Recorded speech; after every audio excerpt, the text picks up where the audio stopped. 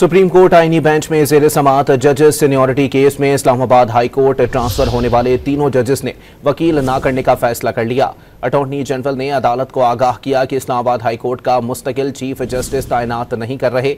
अदालत ने Islamabad high court bar association की दरखास्त वापस लिए जाने की बुनियाद पर खारिज कर दी। समात 22 अप्रैल तक मुलतवी कर दी गई। समात के दौरान जस्टिस मजहर ने रिमार्क्स दिए कि इस्लामाबाद हाई कोर्ट के तीनों जजेस को नोटिस जारी किया गया था, इनका वकील कौन है। अटॉर्नी जनरल मंसूर ने मौक़िफ़ इख्तियार किया कि उन्हें तीनों जजेस की जानिब से पैगाम मिला है। जस्टिस सरफराज डोगर, जस्टिस खादिम और justice Mohammad Asif supreme court में कोई वकील नहीं कर रहे।